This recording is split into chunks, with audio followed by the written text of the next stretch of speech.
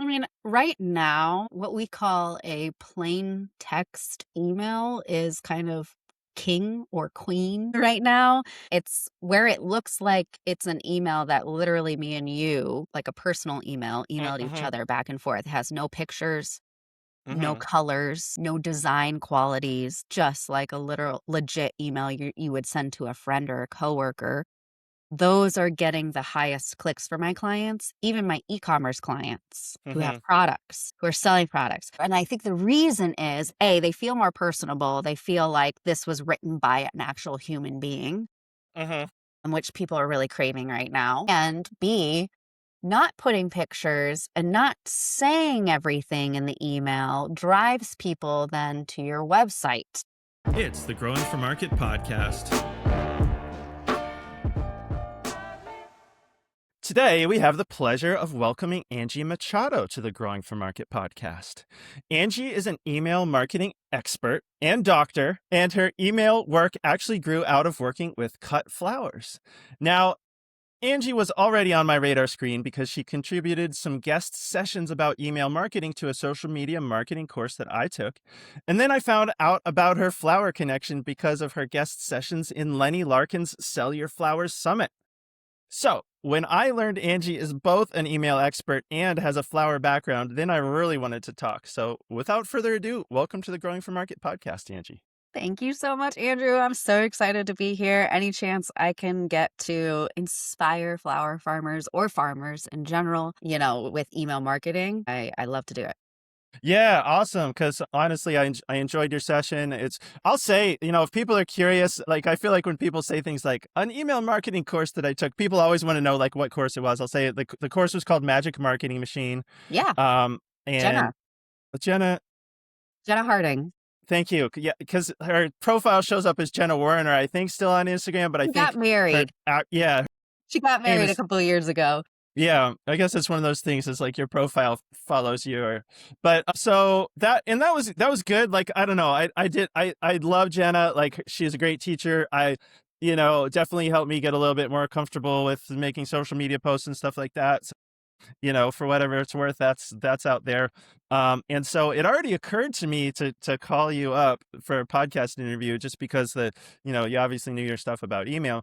And then so when I saw that you were on Lenny's summit and had a flower background, I was like, you like went straight to the top of my list. And so I reached out, and I'm so glad that you were interested in coming on the pod. Cause I think, like we try to make this podcast a nice mix of like growing topics and marketing topics and business topics. And I feel like sometimes it's like the business topics that are the hardest to get. Because you may have noticed this, most farmers don't go into farming because they love business. Right. So I think there's a lot more people who want to talk about like how they grow a dahlia or something like that than like profit and loss or emails and things like that. So I'm Yeah. really excited to get somebody on to talk about, like the business of farming, which is like, I don't know. I think, I didn't used to think about like an email list was something or marketing emails of something that farmers would need to send, but more and more, I think a lot of farmers are, and for reasons we'll probably get to, probably should be. So I think this is a really topic that's really ripe for us to explore. So the main focus of the conversation is going to be email, but it sounds like your email work actually grew out of your work with flowers. So can you tell us how you got from flowers to email? Yeah, so I will say that they kind of grew together, blossomed together at the same time. I started my career in television and pretty much knew within like 3 or 4 years into that I wasn't really passionate about it. And I really wanted a career where I was like excited to do something and also have an impact on Mm-hmm. the world, not just talking about sports on television. And so I quit my television job. And at the same time, I was like, what are the things that I love? And one thing that is a huge passion of mine is writing. And the other thing that was a huge passion of mine was flowers. So pretty much at the same time, I got my first marketing job as I did a part-time flower farming job at a local flower farm called Eddy Farm in Newington, Connecticut. So yeah, it just kind of started from there. And then of course, in the flower farms and helping there, I also would, help with their Instagram or our flyers for our markets and things like that. So they just kind of always coincided together.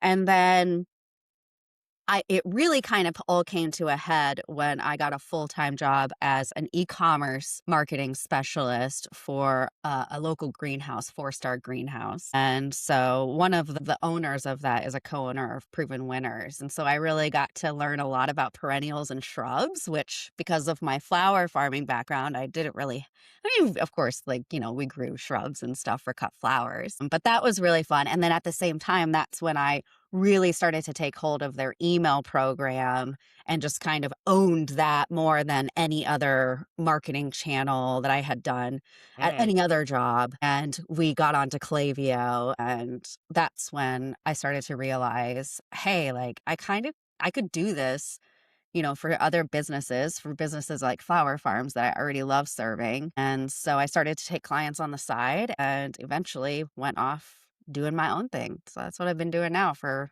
I think, 3 years now. So that's been awesome. Yeah, that's so cool how it grew organically, Yeah. sounds like. Yeah, both of them. Yeah, I kind of skipped over a lot of my flower farming experience. I worked for various flower farms. I was the operations manager of the Michigan Flower Growers Cooperative. So, but yeah, like I said, if you could just imagine them growing and blossoming together, that's what happened. So I'm happy. Like it all feels kismet, and like it was always meant to be that now, even in my own business, I serve so many farmers, and I have the privilege to do so. Yeah.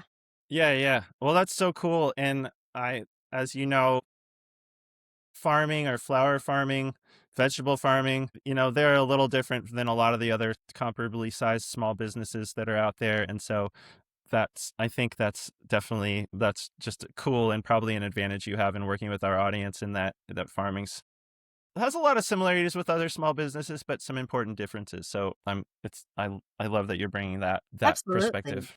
Yeah, and like, you know, it is something that we need to be aware of. And even working with flower farmers, of course, I know all the marketing practices and what's working and all of this stuff. But, with any business, we have to make it work for your business and your products and the parameters in which you're selling and who you're selling to and all of that. So it's a journey, right? And it's totally okay if that takes time for anyone to really figure that out for themselves. And hopefully, with people like us who kind of can balance the marketing and the farming aspect, we can help that a little bit faster. And that's what I hope to do. Yeah, yeah, absolutely. Because I'm thinking whether or not if someone's has a small farm out there and maybe isn't yet doing email marketing, and if they may even be thinking like, is my farm big enough to make it, worthwhile, or whether somebody's out there already has, an email list and just wants to do it better. I think, that's who this conversation is for. Absolutely. So, okay, so social media is free. Why should people think about paying? Yeah, because what we're talking about here is using an email platform like what MailChimp, Klaviyo, like you could say all the other ones. So like we're talking about somebody paying for an email marketing or delivery service. I don't know if Yeah. email platform, if that's even the right thing to call it. So if people could email for, advertise for free on social media, why should they consider investing in email marketing? I would just kind of keep in mind that old saying where you get what you pay for or you get what you don't pay for. So, Instagram, really great platform. Yes, you can sell on Instagram.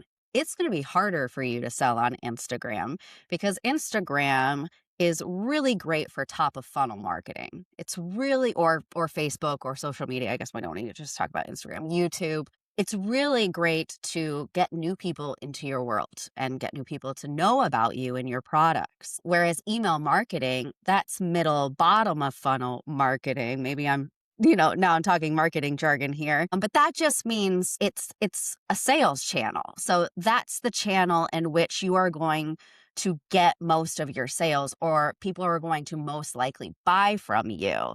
So the average return on investment for a social media channel is about $2.85 for every $1 that you invest, right?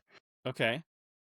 So if you think about, you know, your time on social media, what is your time worth? What's an hour of your time worth? Okay, maybe that's $30, right? An hour, right? If you want to pay yourself that.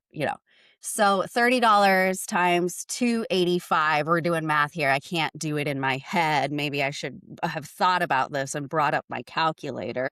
30 times 2.85. So that's 85 $85 for an hour of your time for social media.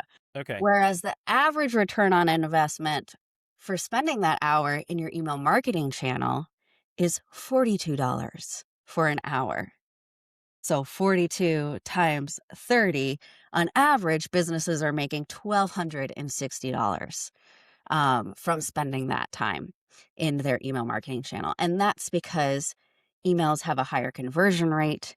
It's easier for people to see that 98% of people have an email account, and they're checking their emails every day, Mm-hmm. whereas social media is dependent on an algorithm, random algorithm, and it's really only being shown to 8%, 12% of Mm-hmm. your followers.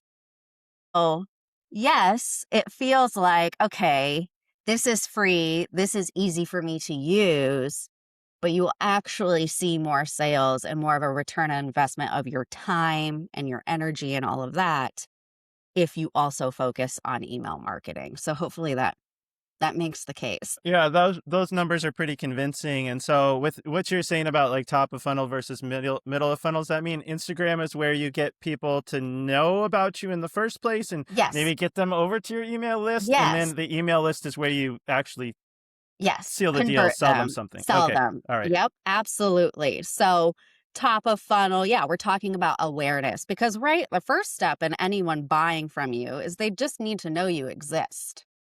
So email, I can't email, random people that don't know I exist. That's called spam. Hmm. And we don't want to do that. We want people to come to our email list because they want to be on it. And it's also against the rules and against the email law just to add people to your email list. So that's why, yeah, top of funnel. So YouTube, podcasts, anything in which you can get in front of new eyes, bring them into your world. Then the next step, get them onto your email list because again, you're just more likely if you send an email, at least from my clients, we send an email, we get, 50 sales. We put up an Instagram post. We're lucky if we get one Mm-hmm. sale, two sales. So we try to use Instagram to funnel to email because we know, that's where people are most likely to buy. Yeah. Okay, cool. And the other thing I always hear about email or versus social media is just that you don't own your social media account, right? Yeah, Like Instagram could shut you down tomorrow. So I don't know if yeah, and the other thing, the social media platforms, which is important for, I know a lot of farmers show their wares. They may even sell flowers or other things on Instagram, but there's so much going on that platform, right? You're kind of like trying to do whatever you can to get everybody's attention, and they could shut you down. So I don't know if you want to say anything more about that. I just like, that's what people have always told me is like, yeah. try to get people from wherever they might be seeing you over to your email list because Meta could shut you down tomorrow and you don't have access to, like, you might have 50,000 followers, but you like, if they Yeah. shut you down, you're not interacting with any of them. Yeah. And funny thing is, Meta shut down my personal Instagram and Facebook account that I had since 2004. I still do not know why. This was back in 2021. I just woke up one day and it was gone. So they just said like I violated some sort of like community guidelines. It was my personal one. I don't know what I Huh. violated. And they don't have customer support. Like I was so sad. Those are a lot of memories gone. Yeah, that's But a imagine bummer. that being your business, Yeah. that's a really great point. Another reason, absolutely. So, yeah, something to think about. Although it doesn't happen as much, but it can happen. Yeah, I mean, just thinking about that strikes some fear in my heart because we put a fair amount of effort into our Instagram, just like I think a lot of farmers do, right? And so to think that, like, I try to think like, okay, we just follow the rules and we'll be okay, but just the idea that this thing that we've put quite a bit of effort into to try to help promote our business, just like many farmers do with their businesses. Yeah, it's kind of unsettling. Yeah, absolutely. I try to tell my clients to keep things simple as much as possible when you're first starting out and have like one awareness channel and like do your email list. But I think too, as you get bigger, you'll want to, maybe be on YouTube or have a podcast or have a second awareness channel because, yeah, that absolutely could happen. Hmm. So, and again, you still need a top of funnel somehow. So, yep, that's a very real thing and it is scary. Yeah. It is what it is. We can't do anything about that stuff. Yeah. Just, just cross our fingers and hope that the meta gods smile upon us. So, I know, right? Ugh. And now let's take a minute to hear from our sponsors. It's with their generous support that we can bring you the podcast for free. If you grow for market, you know performance is everything. That's why so many farmers are turning to Burpee's Farmers Market. Dedicated to professional growers, Burpee is now offering non-GMO seeds in larger quantities, bred and selected for standout flavor, strong yields, and the kind of visual appeal your customers crave. All farmers market varieties are trialed at Burpee's research farm in Doylestown, Pennsylvania, where expert horticulturalists test for germination rate, vigor, disease resistance, high yield, and consistency, things that make a difference in the field and to your bottom line. The seed assortment includes USDA certified organic varieties, Burpee bred classics, heirlooms, and exciting new introductions. Burpee's been doing this for 150 years, and they're still creating new varieties with growers like you in mind. You can check out the full lineup at burpee.com/farmersmarket. That's burpee.com/farmersmarket. This episode is brought to you by Tend, the all-in-one AI-powered farm management platform trusted by modern growers. Whether you're growing vegetables, flowers, or fruit, or managing a nursery, greenhouse, or vineyard, you know how much time gets lost in planning, tracking, and staying organized. Tend helps you cut through the busy work so you can focus on growing and selling what matters. With Tend, you can plan your crops, assign and track tasks, manage inventory, and handle your sales and accounting all in one smart, easy-to-use platform. Whether you run a 1-acre farm or manage a large operation, Tend adapts to your scale and style, supporting everything from manual labor to fully mechanized workflows. Try it for free at tend.com. No credit card required. That's TEND.com. Streamline your season and grow with confidence. Whether it's tomatoes to market, flowers in the spring, or vegetables for your family, growing in a greenhouse protected from the weather provides the right environment for a harvest you can count on. Rimmel greenhouses are strong, durable, and easy to assemble, offering the quality that you need to grow productively year-round.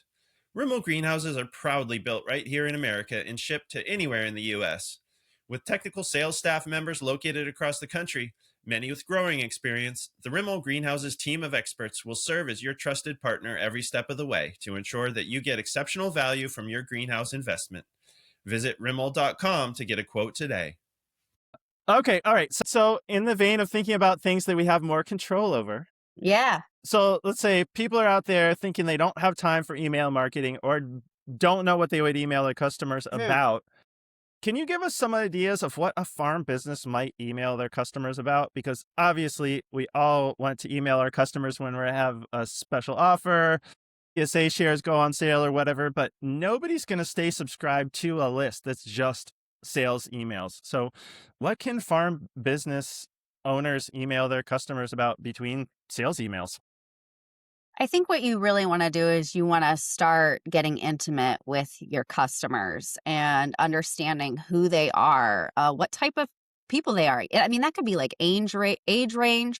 Are they typically moms or maybe they're an older demographic of people? Whoever they are, understand that intimately. And one thing that you can do is send a survey to your email list, a free Google form survey, you know, and you can ask them, what things are you interested in outside of flowers? What are you doing? Whatever you want to ask them, because you also want to send emails that your subscribers enjoy getting and that they feel like they're getting something out of. They don't want to just feel like they're being sold to all the time. That's why people have such a bad taste in their mouth about emails, because most of the time people are just sending emails that are like, buy my stuff, here's my sale, yada, yada, yada, which is, I mean, that's what emails are really great for, as we're talking about, but you can exhaust your subscribers with too much of that. So you can email your subscribers, anything that's helpful to them, like, are they interested in growing their own flowers or vegetables? I'm sure, like, I'm a gardener, if I'm on a cut flower list, like, and I enjoy gardening, like, tell me the easiest flowers to grow that I can just throw in the ground, and don't have to water. So what are the flowers that you're growing? Why are you growing them? Or I guess vegetables too.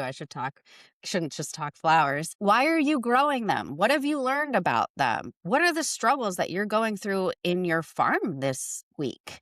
What decisions have you had to make as a business owner that you could tie into a lesson to your subscribers? So honestly, there is a wealth of stories that you can be telling in your emails, stories that about you and your farm, as well as helpful tips and tricks and things about your industry that maybe your subscribers don't know, to keep them engaged and keep them reading your emails. Now, that doesn't mean that in those emails you don't sell. You can absolutely, and you should, still sell in them. There's just a whole different vibe when you open an email and it's like, here's my CSA, buy it now, rather than opening an email. And I start off saying, last year was so tough. We didn't know if we were going to sell our CSAs, but we decided to really double down on them because of XYZ. We love what they do. So when you tell a story and you give context and you bring people into your world, and bring them behind the scenes. And then you can end the email like, if you want to join us on our mission to blah, blah, blah, blah, blah, here's the link to buy. I find that people are more inclined to buy from those type of emails than just like here's my stuff. Yeah, that makes a lot of sense. So, another thing I was thinking about is how so few people have a connection to a farm anymore. It's something like 1%, perhaps even less of the US population that farms anymore. So I realized that what our listeners are doing is something that's pretty foreign to the other 99% of the population. And so Mm-hmm. like I'm trying to say, I'm saying this because I want to make it accessible for people. Like I'm thinking, like, I feel like we go out on our farms and we see the progression of the seasons and everything, but we're like, yeah, I don't know, in some ways hopefully the joy is always there, but at the same time sometimes you're like just looking at your to-do list like, okay, it's another day in May, but our customers as farmers may have no idea what a spring day on a farm looks like. And so I'm thinking, in addition to trying to sell something, flower CSA, vegetable CSA, just like pictures and talking about what's going on the farm might be a news flash and also a way to tease what's coming. Yes. Like dahlias are coming up. We're gonna have the, like, you could buy your dahlia CSA now. We're gonna be picking in 2 months, or like on the veg side of things, maybe like recipes. Like talking about what they can do with the things that you're selling to get them think about using, buying and using those things. So Absolutely. You bring up a really good point that we tend to kind of overlook our everyday life, thinking that the things that we're doing aren't really that special because we're so used to them. yeah. But the thing is, your life is very interesting to people who are not living it. I would say the same thing about mine. I send emails about the funny things that my kids do, or, something that happens while I'm washing the dishes. Sometimes even in the mundane, people can really connect to and enjoy. But especially for farmers, yes, you're right. You are doing very interesting things and people want to know about them. One thing about your subscribers is they love the tea. They want to know what's going on behind the scenes. And if you can bring them in, even when you're just like, hey, I woke up this morning, we started the work day doing XYZ, then we ran into this problem, but then we were so excited because we found out this happened. That's an email that's just entertaining, bringing them into your world. I call that like a nurturing email that you can send anytime, and Mm-hmm. people would really enjoy reading that. Mm-hmm. So don't discount, I have like a few exercises that I always do with my clients where we're looking for stories throughout the day. And you write down like the most interesting thing that happened to you today. So maybe right now for me, that would be my son had a really hard time getting dressed this morning. And I could write an email about that. And if I could tie it into like a lesson I learned, that's an email. Yeah. So it can also be very simple. We don't need to overthink it as much. Yeah. Okay. Actually, you know what? Just thought of something, mentioning you work with your clients. Do you want to talk about what you do with clients, or do you want to save that for the end? We could talk about it now. It's honestly changed so much, which I think is so normal of a business owner, right? We change our offers. I mean, I feel like farms are constantly like there's a few people that have been doing the same thing for 50 years, but most farms I know do one thing for a while, and when that works out, it doesn't work out, the markets change, the weather changes or whatever, they do something else. So I think I Yeah. think our audience will be very familiar with pivoting and business changes. Yeah, which is another thing that personally I would email my subscribers about because they're all business owners. So, we Hmm. can all relate, right? So, I was really focused probably last year and 2 years ago on more group programs, courses, consulting, things like that. But in the background of that, I always had clients that I just did their emails or just wrote their launch emails or did their migrations or an email audit is something that I do, and I found that the best results that I could get for clients were in like me just servicing them. Hmm. So I've kind of put aside some of my courses, and I think learning to be a coach and a course is something that I'm interested in. But right now, I actually started a new website and I officially made myself an email marketing agency. And now I'm just focused on done for you services. Hmm. So that's just basically writing your emails for you or doing migrations, as we kind of talked about, or doing email audits where I go into your account and I kind of tell you all the places where you have opportunities or where you have weaknesses. I'm doing one of those right now for a farmer, a vegetable farmer. So, yeah, that's mainly what I'm doing right now. Cool. Okay. And not actually a doctor, though. So, folks, before we got on the air, I was asking Angie of what I should call her, an email expert, or I think you threw out doctor. Or oh no, I was asking about email problems that I've been having, and I said I need an email doctor. So, not an actual doctor, but could Email doctor, yeah, totally. yeah. Okay. Yeah, I would say with my audits, I mean, I basically look in and I find everything that's wrong. Hmm. And then I come to you and I'm like, here.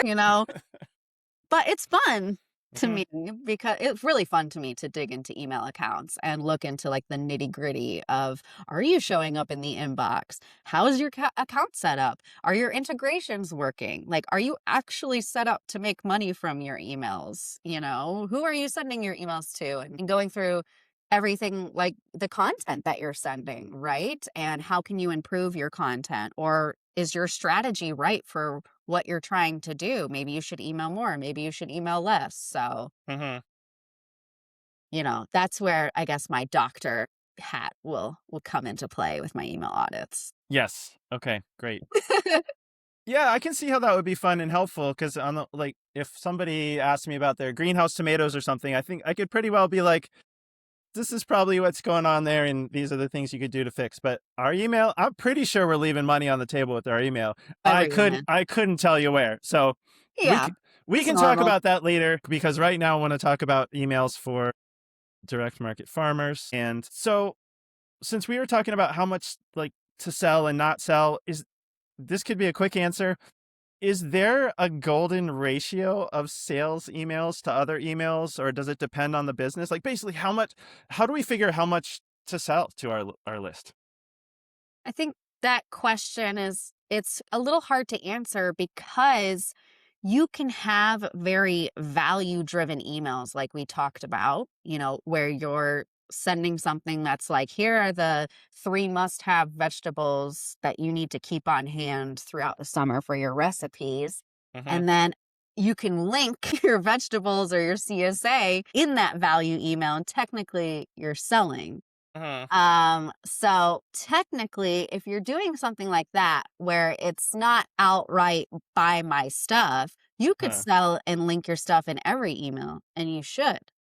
But I would say, don't, if you're just sending emails where it's like, here's my CSA, I typically try to send one of those for every 3 like value driven Uh-huh. pertaining type emails. We want to be sending more emails that our subscribers can get something out of, that we're not like asking for them to outright buy stuff from us. Mhm. That's how we keep them opening our emails. So that's the whole point, if you Yeah. haven't caught on. We want to keep them engaged. We want them to be like, every time I get an email from Andrew, I'm just getting so much value because he's telling me how to grow my vegetables or how to preserve them or how to take care of them, or he's giving me insights into the season, that help me with XYZ.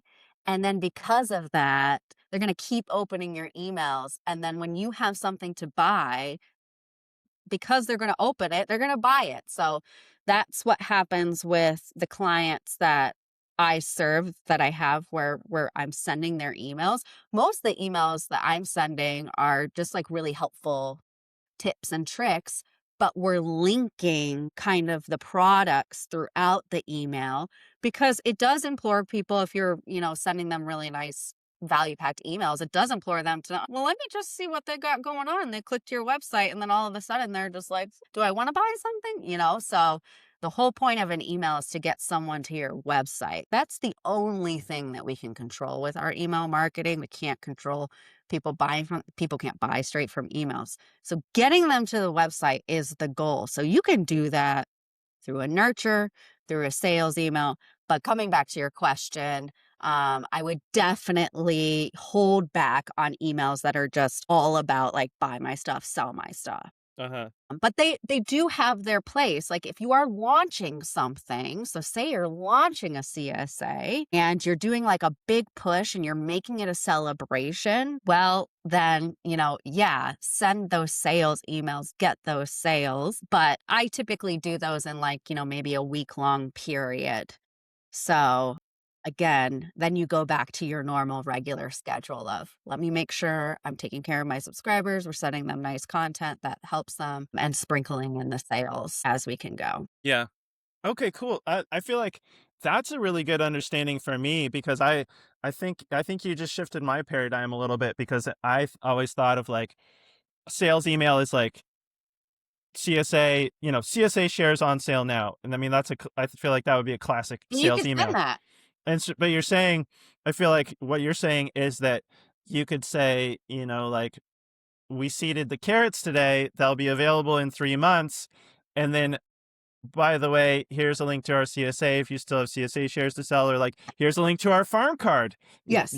Buy it. Like, it's just like a softer, instead of Yes. like the subject line being buy it, like stick some links and, talk about whatever's relevant to the customer, and you just sneak some links to the products of yours that are relevant to that in there. And then it's not like a big, because I think, yeah, hopefully if people are on our email list, they're interested in what we have to sell. But yeah, I mean, anybody knows, if all you get is sales emails, they're probably not going to stick around. Yeah, you're gonna start tuning out. What you're gonna be into is, like you said, if you're getting emails where it's like, man, we're seeding the carrots today, we ran into this problem, and or you tell a story about it. So anything that storytelling really keeps people engaged, people want to hear, what's going on. So use that to your advantage.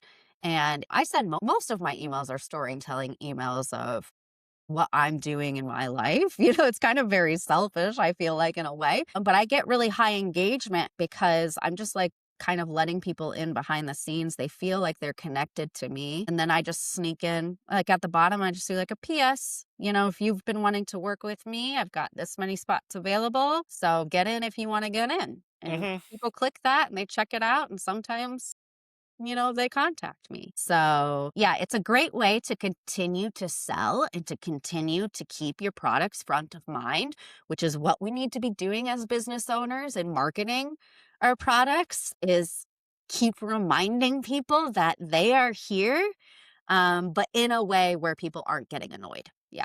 Yeah, yeah. Okay.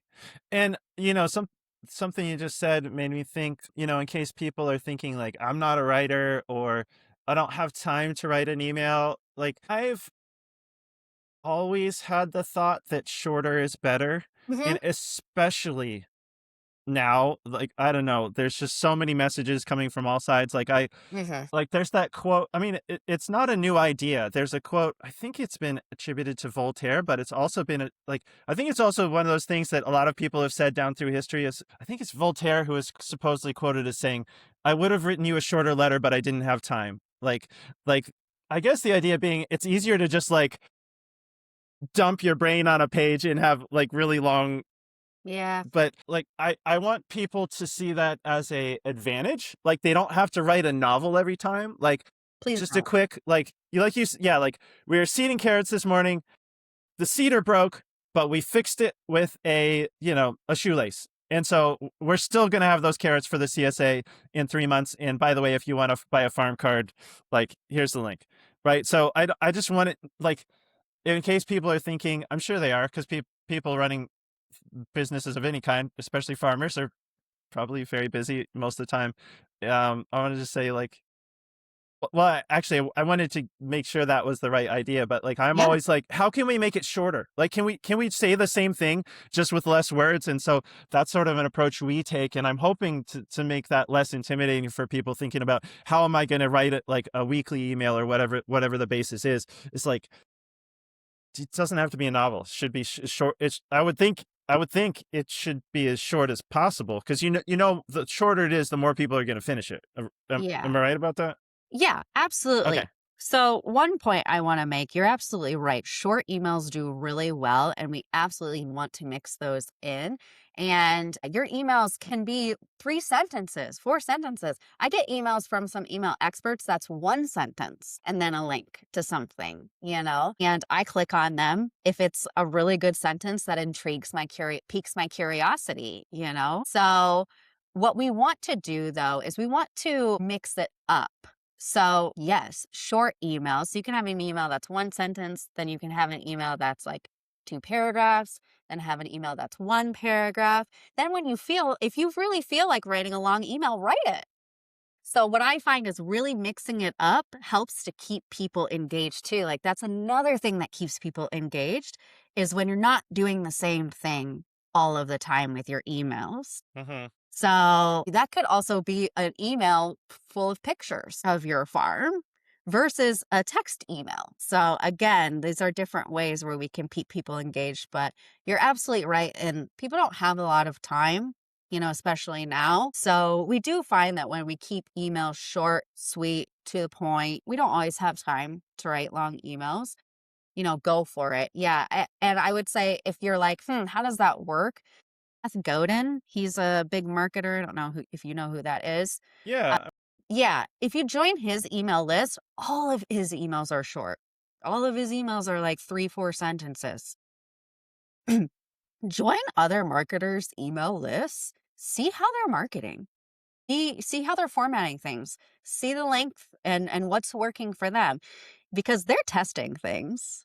So you can guarantee that, if it's a good marketer, they're doing stuff on purpose. They're Hmm. not just like winging it. So that's something that you can try. You can kind of join his list maybe for a couple weeks, just see his emails and then maybe feel inspired and be like, all right, awesome. These don't have to be long if I don't want them to. Yeah. Okay. Cool. I would think it'd be the word I would use is freeing. I think that should take some Relief? pressure off of people. Or really, Yeah. yeah. I want that to be a relief for people. It doesn't have to be a long thing, or like you said, it could be a lot of like a lot of like a picture says 1,000 words, right? Yeah. Maybe you could just throw some pictures in an email, a few, just telling people what you're doing, and that's the farm update for the week. Just get something out. Most of the time it's just staying top of mind again to your subscribers. We don't want to just like be emailing, just because. So we want to ride that fine line of I need to continue to show up because marketing is all about continuing to show up. Hmm. Uh, but how can I do it in a way that works for me, in my ups and downs of being an entrepreneur in the time that I have. So absolutely go for whatever works for you in that moment. So I kind of email by the seat of my pants, which is not what I recommend my clients. I'm like, you should have a plan and which I think is like also good, but I tend to just kind of go with the winds of what I'm feeling that day, and sometimes I feel like writing a nice long letter and sometimes I don't. So emails can be whatever works best for you in that moment. So don't feel like you have to do a certain thing or be a certain way.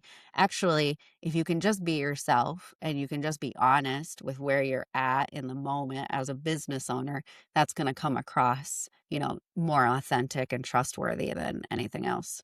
Yeah. Okay. Well, that makes sense. And plus, you're an email doctor, so you know the rules, so you know when you can break them. So. There are no rules. Just don't spam. Right. So, because that actually will, like, if you just take email addresses and throw them on your list, like that could actually get your Oh, email yeah, account you don't want shut to do down, that. right? Like, it's not just like you shouldn't do it. It's like it could get your No, account yeah, shut down, right? yeah. Well, first off, you'll just end up in the spam and junk folder and nobody is going to see your emails. And then at that point, yeah, there's no point in sending emails because nobody's seeing them. And you're just kind of ruining this huge opportunity for your business to have a dependable sales channel. The idea is to send an email, immediately get sales, Mm-hmm. get to that point, right? So you don't want to ruin that opportunity by, just setting yourself up to go into spam and junk folders. And then you're right. Yeah. Klaviyo, MailChimp, they're keeping tabs on what you're doing and your reputation in the inbox. And if they flag you, if they think that you are spamming your subscribers, they will shut down your account. Yep. Okay. That's So I thought it's good. I think good to know, and people need to know that. So, are there email trends that growers need to know about? And you could say no. I was just like, I don't even know what the trends would be in the email world. So I was like, I should ask this very broad question. Like, how sometimes people are like, 10 years ago, people were doing this, and nobody's doing that anymore because they realize people hate it or something like that. Are there any big top level trends in the email world that people should know about?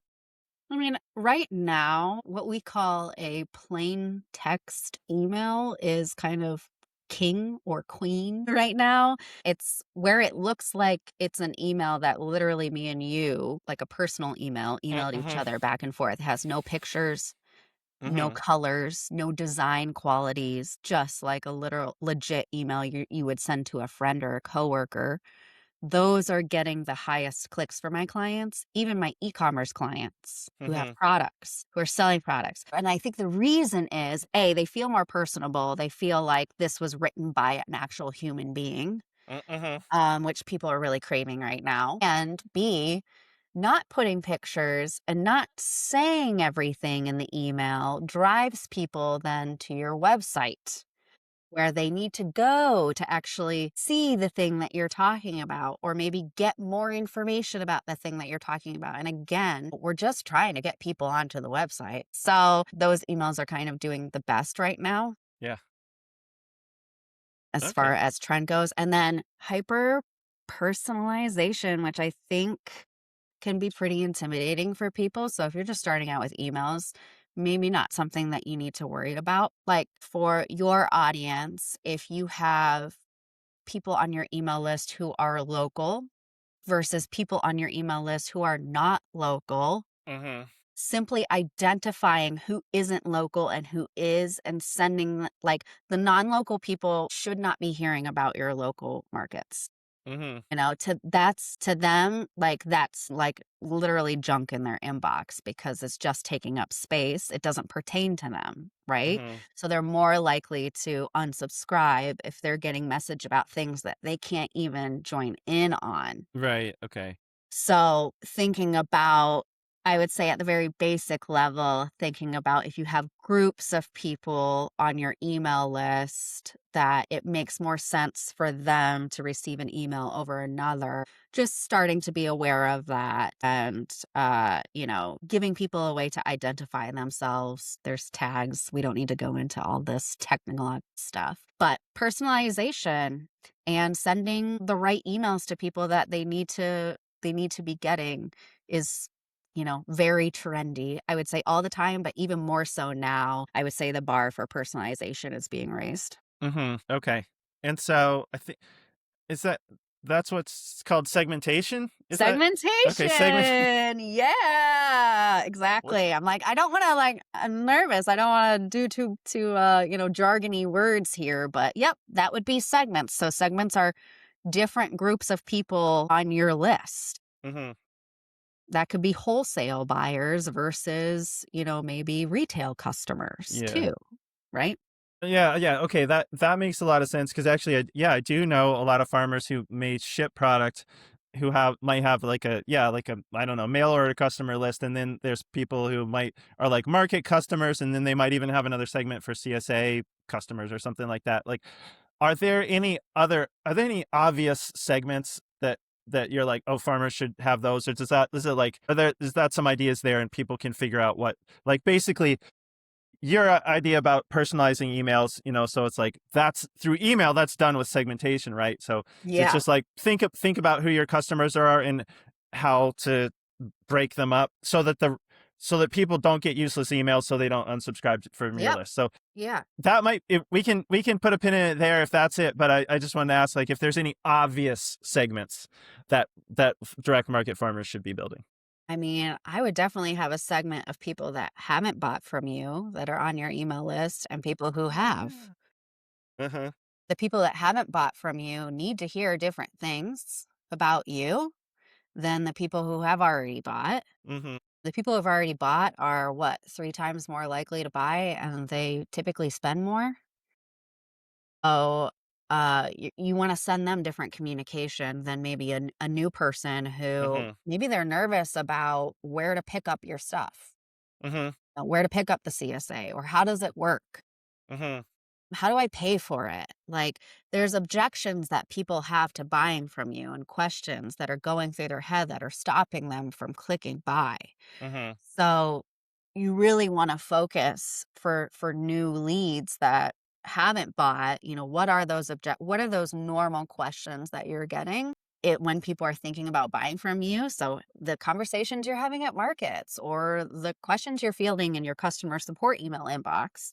Mm-hmm. Use that information to send emails to people who haven't bought from you in case, because if one person is asking it, that means multiple people are thinking it and asking it. And most people don't reach out and Yeah. ask questions, they just exit out and move on with their day. Yeah. So I would say those segments can also be very fruitful for you to send specific emails to. Mm-hmm. Yeah, cool. I think I have a corollary here from the farmer's market to email, right? Because we used to have a saying that if anybody asked a question at the farmer's market, we would make a sign, right? Because what you just Yeah. said, if one person has asked you how much something is or what variety this is, there's probably 10 other people who wondered the same thing and just didn't ask. And Mhm. so I mean, there's a source of email content, right? You could send one email answering one question. Every week you could send that. I'm sure you could figure out a fax email to send to your list. And yes, absolutely, that's content. Yeah, yeah. Okay. Cool. What about email frequency? Is there any rule about how often farm businesses should be emailing their customers, or does it depend? I also feel like most of the answers in agriculture end in like it depends. It depends on your soil or your climate or all these kinds of things. And so I realize I'm asking you a lot of these broad questions. You're welcome to say it depends, just like it does in farming. But like frequency, I thought that's an obvious thing for emails. Like how much should we be emailing the people on our lists? I mean, you're right in the sense that it does depend. There are going to be some times where we're emailing more than not emailing, and Hmm. that's okay. I try to tell my subscriber or my clients, first off, consistency matters. So if you're just starting out and you can only muster up the time, space, energy to send an email once a month, Hmm. do it. Do what you can do. Hmm. Try to work up to a weekly email send. Hmm. Even if you're not selling something, even if say it's the winter season and there's not much going on, still try to keep in touch with your subscribers, because once you do have something to sell later in the season or in the year, because you've kept them engaged, maybe because you've brought them along on the journey of starting the season or whatever it was, or buying the seeds and everything that went behind everything, they'll be more likely to buy. Again, it's all about keeping them engaged. And rule number one is just staying consistent and showing up consistently in their Huh. inbox. Yeah, yeah. Okay. So a default subject could be what's going on the farm this week or this month. Absolutely. Okay. If you're working in your business this week, you've got an email story somewhere in that. Yeah, yeah. Like, I'm doing this podcast right now, right? I mentioned it in the email that I just sent my list today. So I just use any little thing that you're doing. Feel free, like you can write an email about it. It takes practice. It really does. But the more that you practice and the more that you just give yourself that 20 minutes to sit down and think, what could I write about today? You're going to get better. And then as you're living your life, you're going to be out in the field and you're going to be like, oh, I could write an email about this. Yeah. It's just going to start to become habit. Yeah. Yep. Yeah. Of thinking of turning whatever you're doing into email content. So, all right, get out there, start doing it. Does send time matter? I the MailChimp that we use will even like I can send now, I can schedule in the future. It'll say like optimize send time. Is it a big deal? I would say not as big of a deal as people focus on it. Like if you wanted to ignore it, you could. Okay. At the end of the day, what matters is sending good content to your list, because people are opening their email at so many different times throughout the day. Now, you could zone in and be like, all right, for me, if my ideal client is a business owner, I'm probably sending emails throughout the business day, because that's when they're working in their business and possibly opening their business emails. Mm-hmm. Whereas if it's a retail customer, I might want to send my emails in the evening when they're just like chilling out. They're not at work and they're just on their phone, doing whatever. But I will say, if somebody is engaged in your email list, enjoys your emails, wants to support your business, they're going to open your email when they see it, no matter if like you sent it at the time that they're on, or if you sent it, it's been 3-4 hours later, they're going to open it. So it's more so about having a good reputation Mm-hmm. and sending good content that people want to read whenever your email pops up in their inbox, or if they're scrolling through their inbox and then they notice Andrew sent me an email yesterday, 2 days ago. I mean, I get email opens and clicks, and I get people replying to my emails from 2 weeks ago, and I'm just like, awesome that you went all the way back in your inbox, saw that you had an email from me 2 weeks ago, just read it now and replied to me. Like, that's what I want. I want my subscribers to be that engaged. Yeah, yeah. Getting caught up on email and getting back to you. Yeah. Okay, well that's a relief, because usually I just do send now, and I'm like, I can't overthink this, like No. the whole send time. So that's We're making so many decisions as business owners every day. Don't get hung up on the little stuff that's going to stop you from actually, making some sales or growing your business in some way. Just get it out. yeah, yeah. Well, that's a relief to know that it's send time isn't something I have to overthink. Sounds like No. so that's good to know. Same with subject lines. People tend to really overthink subject lines. Like, oh man, now I gotta think of a subject line. And yes, it is. There's a lot of pressure, but it's kind of the same thing. If you have a really great reputation, yeah, there's going to be some subject lines that get you a higher open rate because it piques curiosity or, hit something in some way. But if you have a good reputation, your loyal people are going to open it, whether it's the subject line is, curious or hitting or interesting them in some way. Huh. They're just going to open it. Yeah. Okay. We don't have to start with one weird trick to get the best dahlias is to subscribe to my dahlia CSA. Yeah. Yeah. Yeah. Yeah. Don't worry about it. Okay. Sometimes my subject lines are like, quick question. Hey, real quick, like, I don't know, Yeah. just Oh, something. well, that's really so. There's two things less that people have to be obsessing over in their email game. So Yeah. should be a relief. Well, okay. So as far as getting people to get our emails, what are the best ways to build an email list, whether farmers are starting from scratch or looking to build on a list that they already have? So the best way, you want to start with where are you showing up in front of people, Mm-hmm. right? So if that's at a market, if that's at, on your Instagram, again, we want to think top of funnel, where are people getting to know me and learning about me? And then how do I make it easy for them to come onto my email list? How do I convert them onto my email list once they get to know me or see me? The easiest way is to have an offer, is to give them something in exchange for their email address. Okay. So you see in e-commerce sites that could be a 15% off coupon on your first order, something easy like that, if that's easy for you to set up. Mm-hmm. It could also be, here's a free guide, on how to do X. It could also be, want to know where the markets that we're showing up each week, get onto our email list.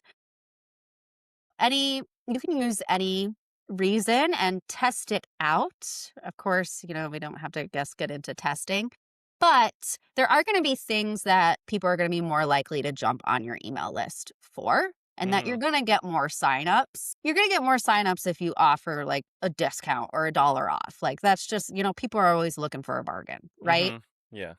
You're going to get more signups if you offer some sort of guide on how to grow the easiest veggies or something like that. So like springtime plant sales or something like that. That Yeah. could be a Yeah. tie-in. Okay. Yeah, exactly. But at the end of the day, I have clients at markets that have really great results being like, "Hey, do you want to join our email list just to get updates?" Yeah, sure. And so just asking people. Mm-hmm. Because I think too, with smaller businesses, especially local businesses, where you are, talking to your local community wants to support you. Mm-hmm. And an easy way for them to support you and to continue to support you is getting them onto your email list. So typically when you ask them, they're going to say yes. And sometimes that's all it takes. Yeah. Okay. Yeah, because I've seen farmers do that, have a pad of paper at the market and, like just get email names there. So keep in touch. Yeah. And Okay. I would say those are probably your warmest leads. Those are probably people who are most likely to buy from you if you do send them something. Right. Good point. Because if they're in your booth already, they're probably buying from you. And like you said, it's the people who have already bought from you are the most likely to buy from you again. So Yeah. you want to be emailing those people. Yeah. And Yeah. also the people who've had a conversation with you, talked with you, got to know you. Mm-hmm. People are more likely to buy from people that they feel like they know, that they trust, that they have an invested interest in. So Mm-hmm. even if you didn't get the sale from them, I think the average person takes like 45 days to buy from like a business that they first meet. Mm-hmm. So what's great about email is that it really leans into the long-term game, Mm-hmm. knowing that sometimes people just need to get to know you. Yeah. And so that's a really easy way for them to continue to get to know you, for you to, again, it's all about Mm-hmm. showing up constantly, because eventually you're going to send an email or you're going to send them something that's like, oh, that's exactly what I've been looking for. I guess I'll buy now. Okay, that makes so much sense. Yeah, that email is playing the long game because I can think of a lot of examples of that in my own life where like I had to see an ad 3 or 4 times Yep, before. I don't know if before you buy. I don't know if it just needs to sink in or what. But so I guess email is one way that growers can do that. absolutely. Okay. And now let's take a minute to hear from our sponsors. It's with their generous support that we can bring you the podcast for free. Hey, it's Lindsay from Grown By. There are a lot of farm sales platforms out there, but there's only one that's cooperatively owned by farmers, and that's Grown By, your all-in-one solution to simplify farm sales. I'm proud and excited to share 2 new features now available on top of the tools you already know and love. Number 1, our customizable CSA box builder. It allows your customers to simply say what they'd like in their share, and Grown By matches their preferences with your weekly harvest. Number 2, our new wholesale-only marketplace. Developed with the Culinary Institute of America, it makes your life easier with a dedicated shop for your wholesale customers. No more texting those chefs. Combining retail and wholesale inventories and records. And, drumroll, automatic payments on due dates. No more chasing down late payments. These new features sit alongside our popular online sales and traditional subscription CSA tools, making it easier than ever to manage your farm's business. As you start to get ready for next season, we'd love to hear from you and see if our cooperative can be a partner in growing your farm. Visit us at grownby.com. That's GROWNBY.com. A well-built high tunnel is one of the smartest investments a small farm can make. It protects your crops, extends your season, and keeps income rolling in even through winter. Nifty Hoops builds complete Gothic high tunnels that are easy to install and built to last. Their easy, bolt-together construction makes setup straightforward And now and let's efficient, take a minute to hear whether from it's our a small sponsors. backyard It's hoop with their house or generous a support that dozen we can large bring you the podcast production-scale for high free. tunnels, especially through their community build option, where professional builders work alongside your crew, family, or neighbors to build each structure, usually in a single day. Most growers go with Nifty's full setup: steel-framed end walls, roll-up sides, baseboards, double plastic with inflation, automated vents, and real doors, all priced to make the best choice the easy one. Nifty is a small crew out of Michigan using U.S. steel and working hands-on with growers across the country. They'll help evaluate your site, handle NRCS paperwork, and if they're building with you, they'll even float your cost share until after the build. Visit niftyhoops.com to learn more. Farm more seasons. Grow more food. Nifty Hoops. Most CSAs don't lose members on price. They lose them because their systems break. In a recent 70-minute panel, 3 veteran CSA operators serving hundreds to thousands of members break down production planning, fulfillment, retention, and what they'd change for 2026. They talk honestly about what fails when you scale, how they protect member trust, and what actually drives renewals. Download the full conversation at farmhand.partners/GFM and see how the fastest growing farms are building smarter businesses. That's farmhand.partners/GFM. Are there any email sins that people should avoid, either because it will piss people off or set off red flags for the email platforms? Because as we talked about, there are things that can get people's accounts flagged as spam, but I don't really know what those things would be other than like copying a list. So if that's the main sin, we don't have to belabor this point since we already talked about that. But I want to, like, are there any other, like, definitely don't do, are there any other cardinal sins for email sending? I mean, it's really interesting because it depends on the email marketer that you're talking to. Yeah. There are email marketers out there that will tell you to email your list every day, and I think that's a sin. Don't do that. Please don't do that. It's too much for me. Yeah, like it's the whole point that people need repetition and, to see you 7 times. So if you're emailing them every day, then you're just that much closer to getting, I guess, sales from the people that's going to work on. But for the majority of people, they're just going to unsubscribe. So again, we're talking about the long game. Email is really great about getting people into your world and then, nurturing them for some time and letting them get to know you. Mm-hmm. So I wouldn't email every day. I would say the cutoff is, I have a client where we send 3 to 4 emails a week. Mm-hmm. But we, again, because we're sending most value packed emails, people love it. They stay on, we get really great replies. So that's also kind of nuanced as well, because it really depends on the content that you're sending and who you're sending it to, Yeah. right? But Yeah. I would say let's stick to 1 to 2 emails a week, and maybe beyond that until you get some help with your emails. Then, if you want to send more, then yeah, I would ask maybe for some help with that. Yeah. Okay. But that's the only other sin I can think of other than, yeah, adding people. Other than And then spam. the other thing is, like, don't just send emails that are like, "Buy my stuff." Uh-huh. Okay. I mean, a few of those around launch times or like launch for our customers, I would think would be, yeah, CSA shares or like, we have dahlias for the first time. Yeah, Like it's gotta be a real hook to hang it on, right? Don't just, yeah. I so say yeah. that meaning, like, every email that Okay. you're Okay. sending in, like, a big picture sense. When you're launching, go for it, It's the same with my clients. When I launched a course, I had sent my list an email every day, Mm-hmm.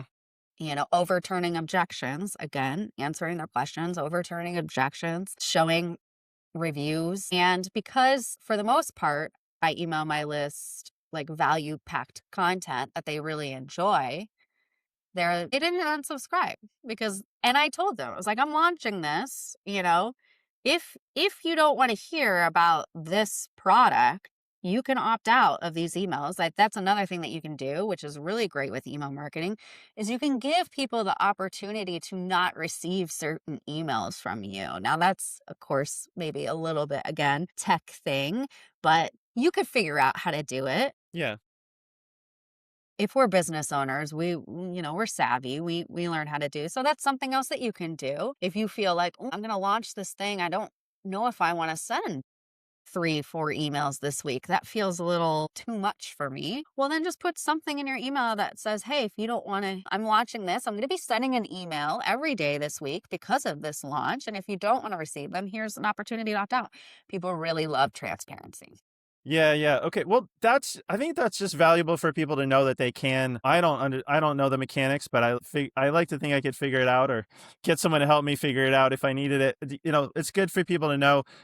Like I've seen that too on products, and so I guess for our audience, it might be like CSA. Like you could say these emails are about CSA, and say if you aren't interested in the CSA, you can opt out of our CSA emails, right? Absolutely. Because that's preventing is people from unsubscribing from all your emails. Yeah. You just get them to unsubscribe from one. Okay, so I think that's all people need to know, that that can be like, I didn't realize that until recently. I started getting those kind of emails from other people, like, if you don't want to hear about this product, hit unsubscribe just from this one. I keep getting their other emails, and so like, I didn't realize that until recently. So I think that there might be other people out there who didn't realize you could do that. So now they know they can do it. If they need it, they can figure it out.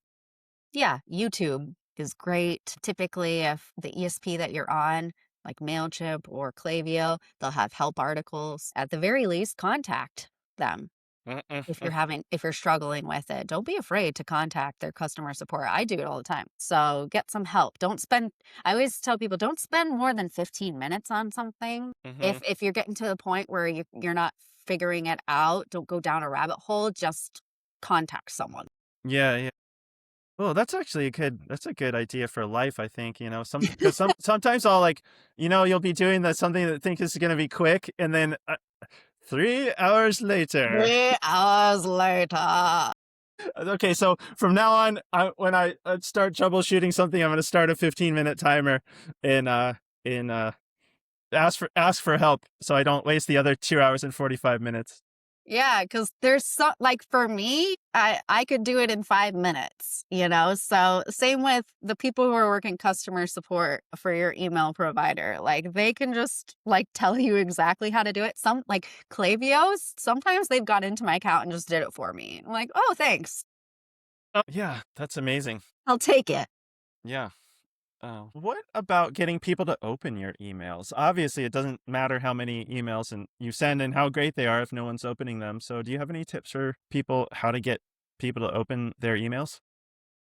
Yeah, I mean, opening email these days, really what we're really talking about, I mean, one factor of it is showing up in the inbox and not in spam or junk folders. Mm-hmm.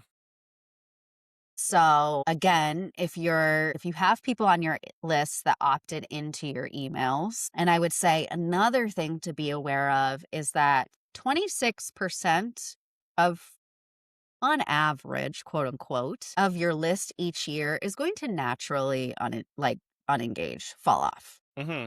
which could be a significant amount, you know? So what you should also be doing is cleaning your list, Mm-hmm. meaning getting people off your list who are not engaging. Yeah. Because to show up in the inbox and to not show up in spam or junk folders, the way that they're weighing where to put you is based on how your subscribers are engaging with your emails. Okay. So if people are opening and clicking your emails for the most part, you're more likely to show up in the inbox. Mm-hmm. If you have a lot of people on your list who aren't engaging, you know, who aren't clicking and who haven't in like years, then you're more likely to show up in spam. So I will say, first off, make sure you're just, you know, keeping tabs on your open rates and your engagement, Mm-hmm. because number one of getting high engagement, high open rates is showing up in the inbox. So you want to make sure you have people on your list who are engaging. Uh-huh. And then the second thing with that, again, goes back to, are you sending content that people actually are interested in hearing about? Uh-huh. Like, that's the easiest way to get people to open your emails, is to have, again, a good reputation with your subscribers and Yeah. sending them emails that they're enjoying reading. Uh-huh. Okay. So content is king or queen. It's just, Yeah. I mean, I guess it's kind of like there's no shortcuts kind of answer, I feel like, which is true. It's like you get to like, if you have good content that people want to open, they'll open it. And if you don't know what it is, send a survey to your list. Mm-hmm. Ask people to reply to your email, you know, and tell you what they're struggling with. What are you struggling with when it comes to XYZ? Mm-hmm. You know, just asking. People love to give their opinion. So be careful what you ask for, but you have access to your audience. If you're ever like, I don't know what to send them, you know, you have them right there. You could also put up an Instagram story or a Facebook story, or, you know, any way that you can start getting insights into your audience is only going to benefit. Yeah. Okay. Cool. You know what? Related to what you just said about weeding people out who aren't active, I Mm-hmm. wanted to ask, why do bots sign up for my email Sure. newsletter? Like, do you even I don't know is a fair answer because you appear to be a human. So maybe you don't know why bots, but okay. So this is one thing I'll notice, we have an email list that's growing for market, and I'll see these people that subscribed. It's like someone just like hit the keyboard at hitthekeyboard.com. It's just like these gobbledygook email addresses. And in fact, I think I mentioned we use MailChimp. It seems like MailChimp automatically also weeds them out, because Yeah. I'll see these Right. accounts that join, and I mean, you can just look at the list and tell. I mean, there may be some that do a better job of it, but there's these just gobbledygook email addresses, and I'll see like they come in and then MailChimp kicks them back out. Mm-hmm. Why? Do you know why are bots signing up for my emails? I will say, like, I honestly don't know, but my best guess is that people are just trying to flood your list, because there are scammers out there who are trying to get a hold of your domain, or your like at growingformarket.com, Uh-huh. so that they could possibly use it to email people like based off of your email address. Uh-huh. And they're also trying to like, yeah, infiltrate your list in some way, which Uh-huh. is why we want to, well, we're getting technical again, which is why we want to eventually authenticate our domain with email marketing, and protect ourselves from this type of stuff. Uh-huh. Yeah, I would say at the end of the day, like, my best guess is that, yeah, they're spammers just trying to weasel their way like into your tech, into your list, and figure out if they can use it to their advantage. Okay. Interesting. I don't know. Okay. It's a good question. I just see it and I'm like you. I'm just like, oh, those are a bunch of bots. We need to put a reCAPTCHA on our sign up form, or maybe we should put two-factor, what is it? Or like the two-step subscribe Yeah, yeah. thing. If you're seeing that, then you might want to turn that on for a little bit. Huh. So, yeah, you want Okay. to keep an eye on it. Okay. Yeah, thanks. That's something that's always puzzled me. I was like, what? Why is this even happening? So, I should Google it. okay. Are there any common email misunderstandings that you hear often enough from your clients that would be worth dispelling for our audience? And you can say no, like this whole conversation has been about this kind of stuff, but I'm like, is there anything that you hear like common misconceptions? You know what I mean? Like you start working with some, like you've worked with enough people, probably you hear probably have similar FAQs, like similar misconceptions. Is there anything that a lot of people don't understand about email that you want to mention? A lot of times when I start working with people, they don't actually realize how much sales are coming from their emails. Uh-huh. I will say that because what I find, most people aren't tracking their sales from emails very well. And so they'll come to me and be like, well, I don't know if my emails make me money, but I know when I send an email, I get some sales the next few days, but I don't know where those come from, Uh-huh. and then we start to like set up tracking data, whether that's Google Analytics, or if we get you onto maybe a platform that has an integration with your store, or we set up some sort of integration with your store, and then we start to get the real numbers. And it's like, well, actually, 50% of your sales are coming from emails. So I would say you should probably email more. So yeah, I think that's one of them. People aren't tracking their sales, so they're not able to make good decisions about their emails. Uh-huh. I would say another misconception is, yeah, emails are spammy and that people don't want to receive them. Uh-huh. So sending I get a lot of people when I say like send a weekly email, they're looking at me like I'm crazy. When I'm sitting over here for my clients sending like 3 to 4 emails a week, sorry. Actually, when you send more emails, if they're good emails, then you get higher engagement because you're showing up more and you're Uh-huh. becoming more of a presence and you're becoming more familiar and you're sending great content. So we get higher opens and higher clicks, and people think that if you send more emails, like people are not gonna like that. So I would say those are kind of two big misconceptions. And then I think another thing that's really hard is balancing the use of social media and email. They both have their place. They're Uh-huh. both necessary for your marketing, but I think business owners including myself, tend to gravitate more towards spending more of our time on social media because it's easier, or maybe it's more fun. I don't know. But in a sense, you're letting revenue leak through the cracks if you're not giving your email the same amount of attention. Yeah. Well, yeah, I would say that's true. For some reason, as a business owner, I feel like the urgency of social media, somehow that's like has a siren song calling to me, like, you should be Yeah. paying attention to me. Yeah. Uh, and maybe that's just the nature of the beast, but it sounds like we should be paying attention as much, if not more so, to email than social media. Yeah. I mean, I don't like to put the two up against each other or like have them be, because they work best when they're working together, Mm-hmm. right? You can sell on social media, you can. Mm-hmm. But it's going to be more fruitful for you if you can get the people who are watching you on your social media onto your email list and they're working together as a team, Mm-hmm. to sell for you in a sense. Because in order to really sell through your email, we need to be growing that list, right? We Mm-hmm. need to continue to have people coming onto it. And then also, we typically use our clients' social media to nurture even the people on our list because video is so powerful, right? We know that. People hearing you talk, people getting to know you. That's why in-person markets are so powerful. So the same thing with social media. If you kind of, again, use them together, where sometimes we send emails where it's like, hey, I made this reel, like going over what we did at the farm today. And you just click and send them to watch it. Again, you can assume that most of the people on your email list probably didn't see your social media content because it's only being shown. But it's great nurture content. It's a great way to get people to, more likely to buy from you. So, yeah, another instance where we can use both, and we can take our emails and we can send people to the content that could also sell to them in other ways. Hmm.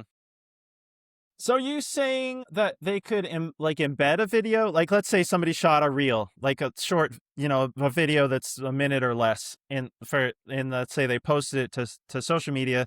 Like you said, I've always heard even your followers only see something like 10% of what you put out there, Yeah. just because the algorithm, and Hmm. there's so much, like I don't, I think I used to think like I posted this so my followers have seen it, and now I realize like actually minority of people. There's just so much out there. So are you saying to like embed, like get? I mean, this could be a great thing, because if you already shot the video, are you saying like are you saying to embed it in the the email or No, most platforms you can't embed email, okay, but you can just have a link, a hyperlink saying this reel, and linking the text to just to it to the URL of the the video. post on social media? Okay, because that would make the emails huge, right? If they had a minute, Yes, even a minute of embedded video. Okay, thank you.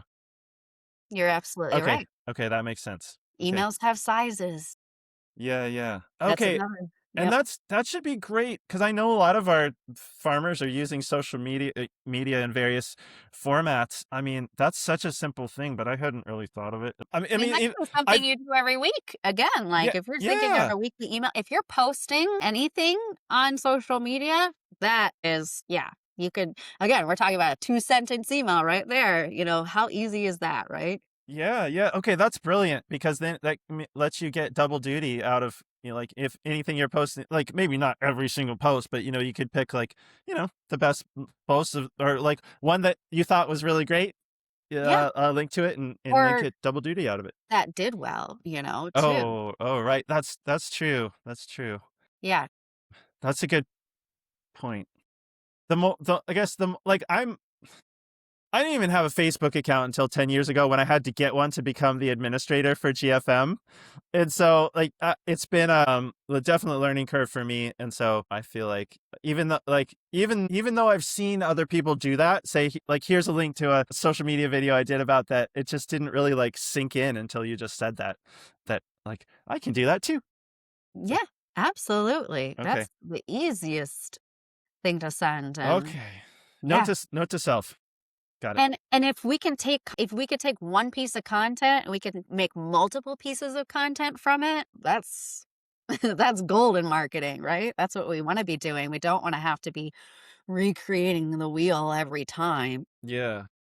You have a gold mine of content on your social media, even on your website, with your FAQ page, or if people have a blog or whatever. So, yeah, feel like you can always use that. Yeah. Yeah, now you're cooking. Okay. That's good. All right. Let's talk about platforms. Here here at Growing for Market, we use MailChimp, which seems like the most common platform. Might Yeah. just be the people I've run into, but seems like a lot of No, people it use is. MailChimp. And my wife Anne, who is working for a local cheesemaker this winter, Mhm. is doing emails for that business, and she's using Klaviyo and she's really liking it. So that's got me thinking about changing. So whether people are already using an email service or thinking about using one for the first time, what can you say about the different platforms? I mean, there is a difference. Uh-huh. Absolutely. I don't want to put too much pressure on people, because at the end of the day, if you just get on a platform and you email, that's what I want you to be doing. Uh-huh. But I will say that your experience in the platform matters, and that how you feel about navigating the platform matters, right? When we're talking about email, we mentioned segments, right? We've mentioned tagging people. We've mentioned all this techie stuff that's part of email that already makes people like, "Oh, I don't know if I want to take this on," right? But if you're on a platform that really supports you and helps you in that it's easy for you to navigate, you feel like, hey, I can figure out how to send a campaign. I can figure out how to create a sign up form. Like this feels easy. Or I have a lot of articles available to me with videos. Some platforms really do care about their clients and they're going to do the best they can to give you everything you need, in order to learn how to do all the things you need to do in your emails. So that does matter. So what I tell people is when you're first opening up an email account, typically you can open up one for free on any platform, And so this may sound like, do I really want to do this? But really, it could take 10 minutes. Sign up for 2 or 3 different platforms. You could Google, hey, I've got my website here, or I'm using Square at my market. Take into consideration the things that you're using. What's the top 3 email platforms that maybe I should look into being on? Start a free account on them and then see how you feel inside the account. Does it make sense to you? Is it easy for you to work in? Yeah. Because like your wife is saying, oh, wow, like Klaviyo, I really enjoy working in Klaviyo. Same. I love Klaviyo because to me, it's intuitive. To me, it makes sense. I'm not wasting 10, 20 minutes figuring out how do I make a landing page, Whereas in MailChimp, sometimes I'll get into MailChimp and I'll be like, where is this? Like, this should be so easy to find. And it's not, So that stuff makes sense. And that time that you're spending figuring out how to do some little things sometimes matters. So you want to be on a platform that you feel like, all right, I feel good working in here and I feel like I can at least figure out how to do stuff. Yeah, yeah. Oh, that's such a cool idea to try 2 or 3. I mean, yeah, you're right. I guess it's a little more work, obviously, than just picking one, but you probably will come out the other side with if you try 3, In the you will long probably run. have a favorite. Yeah. So Yeah. like Klaviyo, MailChimp, like if people are going to try 3, like I don't even, like, what is it? Constant Contact? Like, I don't know what. The other third one typically recommended by email marketers in my industry would be MailerLite. And that's another kind of easier e-commerce platform or email platform to be on. MailerLite. Okay, interesting. Yeah, I don't MailerLite. think I've heard of that once. Yeah. Yeah, not as well known, but I do find that I have clients that enjoy being on it. Well, that's why we're asking the email doctor. 9 out of 10 email doctors recommend MailChimp, Klaviyo, or MailerLite. Yeah. Yeah. Okay, there you go, folks. Yeah. So how easy is it to move your email list from one provider over to another if you want to switch providers? I mean, I would think they would make it easy to get people to switch, but Yeah, I think, again, it's that whole, like, it depends. It depends on your whole setup in your current email account, right? Because for some people, if you don't have a lot of stuff set up in your email, meaning you don't have what I call like flows or automations where you're sending emails to people, they're just kind of going out based off of something that they did, whether they joined your list or active on your site or whatever. If you just have like a small list and you've just been sending campaigns and you don't have a lot of information that you need to move from one platform to another, then yeah, it can be pretty simple. But however, on the flip side, if you do have a lot of stuff set up, like Klaviyo, they will assist you in migrating, but only if you have a certain amount of subscribers. I don't know what this threshold is. I've tried to ask them as a partner, like, who do you help and not help? Like, what's the tier? And they they kind of like dance around it. So I don't know what it is. okay. But Klaviyo has a Klaviyo Academy where you can watch videos and tutorials. So if you're doing it yourself, again, they're a platform that's really interested in you getting the most out of what they have to offer. So they have tutorials, they have courses, that you can get certificates and things like that. So at the end of the day, if they don't assist you, they do give you everything you need in order for you to do it yourself. But again, it kind of depends on the platform that you choose to migrate to. But I will say, if you have more than 5,000 contacts, I would get help. because that's when you can mess it up.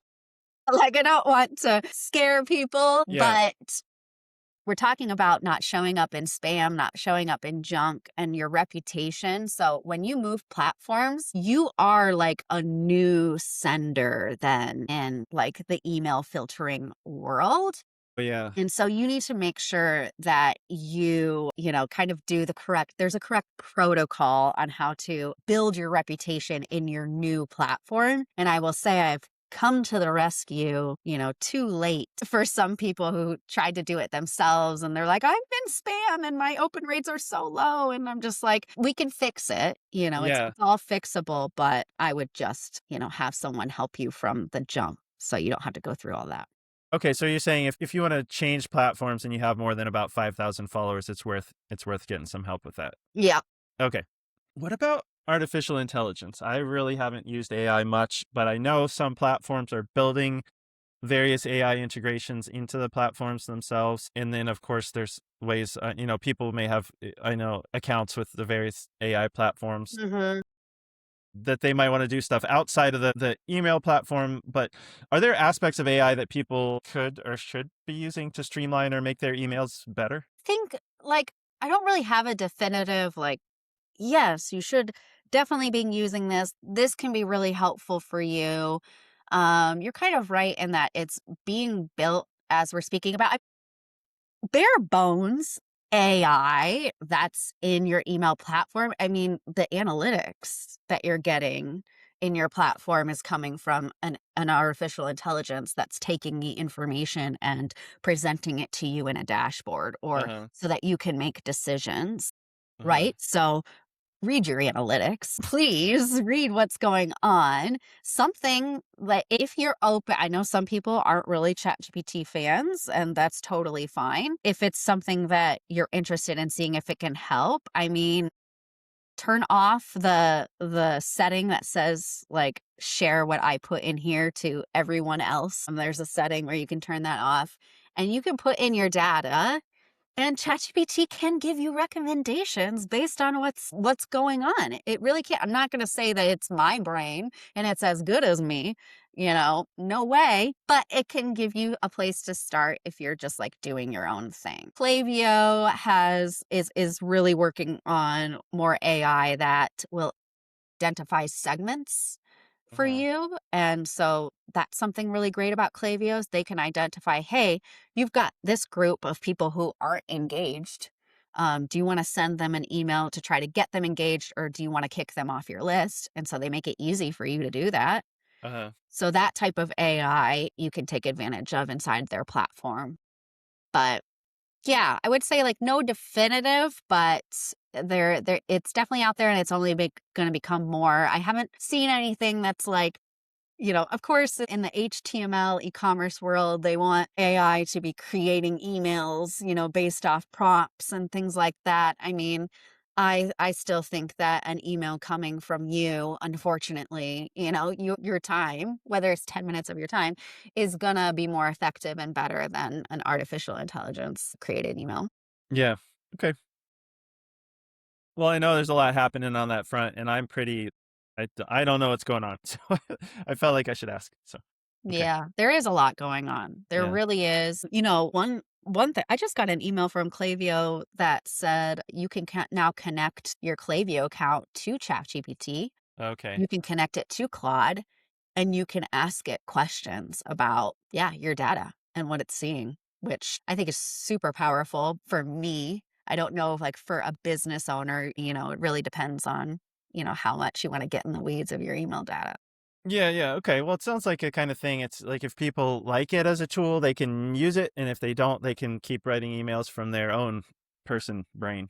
Because Yes. I know, like I see like social media posts and things about just regular farmers who are using Chat GPT or whatever. You know, some of them will talk about how they're using these tools, and then I think there's a lot of people also who aren't there yet, and like myself, for example, you know, I haven't really used it. So I I don't know. definitely I Uh, use it. I use yeah. it to help inspire me, Hmm. you know, and to get ideas. Like if you're stumped on email ideas, you could go into an AI and be like, hey, like, this is what's been going on in my business this week. Mm-hmm. This is what I ultimately, I'm trying to sell this or whatever, and just speak to it like you would me, say you're trying to get me to get you content ideas and see what it spits out, and it might inspire you and be like, I could write an email about that. Okay. Yeah. Okay. Are you working on cloning yourself to make a email doctor ChatGPT version of your brain so you I do can? have various custom GPTs that I have created where it's like, this is my launch strategy, Uh-huh. Now, like for clients, I'll use it just again to help inspire me. And maybe there's things that I forgot that I like used to do for clients or whatever. So yeah, like I do enjoy creating custom GPTs really focused on specific parts of my skills and just to explore and see if they can help. Sometimes they come out with really great stuff, sometimes it's crap. Mhm. So, I'm like, we'll keep working on it. We'll see. I don't know if it's ever going to be a clone of me, but as I grow into an agency, I can't duplicate myself, Yeah. so it is a way for me, for my contractors, the people that work for me can kind of tap into my way of thinking in a Mm-hmm. way. Okay. But it still involves our human ability to differentiate crap from good. Absolutely. Okay. And it's never gonna take over that. Yeah, we have to, because it still spits out stuff that it just sucks. Okay. So you had mentioned tracking revenue generated by emails, and this doesn't have to be a long answer, but I was interested in that because, of course, like that's important, right? You want to know if your emails are generating income. And I know my wife Annie says that Klaviyo is particularly good at that. So Yeah. I guess the way it's doesn't have to be a huge long answer, hopefully, is does that involve integrating your email platform with your store so that your email platform knows what's going on over there? Okay, that's okay. So like if you want to say anything about that, I don't want to, I realize that's probably a long technical thing, which is like something that people should work with you or work with their provider or something on. I just wanted to like make sure that was right. I mean, go ahead if you want to say anything about tracking, but basically, like it sounds like people are going to have to integrate their so ESP, their email service provider. So Email I service think I provider. picked that acronym up Yes, from you. sorry. I wasn't sure what to call, like email platforms. Okay, so people are going to have to integrate their ESPs into their store so that Yeah. their email knows what's going on with their store to find out like if people actually bought something from clicking a link on an email. Yeah. Okay. So the one thing that is a little tough with farmers, you have a lot of options for you on where to sell your goods Uh-huh. based on how you're selling them, right? Like, so we're talking about maybe you have an online store through Squarespace, but then you're using Square at the markets. Uh-huh. I don't know, maybe I have another farmer that I'm doing an audit for who's using local line to sell some of their stuff, or you have like rooted farmers for flowers that are selling you your wholesale. And when you start to really spread out on different platforms what you're selling, it really makes it hard for you to track then your customers and their behavior. It can be hard to track sales coming from your marketing channels, whether that's your email or Instagram or whatever it is, the efforts that you're doing. And it can be really hard to also get that data attached to like your customer profiles Yeah. so that you can go to your repeat customers who bought your CSA last year and say, like, because again, if they're most likely to buy, then you want to be able to tap into these different groups of people based on their past behavior. So it can get complicated Uh-huh. and it can turn out to be kind of like hard then, Uh-huh. because as a business owner, you're farming, you're doing all of the things, and then to also be worried about this tech and integrations and some people don't have the funds or the skills to really keep that data in line. So I would just be careful about spreading yourself too thin in a digital ecosystem sense. Uh-huh. And as much as you can, I would try to choose like where you're selling and streamline it as much as possible. If there are platforms out there that you can do as much as like you could do the wholesale through, that you could do the POS market system through, that you could do the B2C to the customers through. I need to look more into Shopify because Shopify has a lot of options, and I think that's a platform that I think people kind of or I see maybe in the farming community is kind of pushed to the wayside. Uh-huh. But Shopify it's built for online selling. It's also built for like sellers in general. So they do have their own kind of like market equivalent Square system. Uh-huh. Um, Look into, other options where you can keep things in one place. Uh-huh. And then, yes, has a direct integration with your email platform, because you're not only going to have more of your information, you're gonna sell more.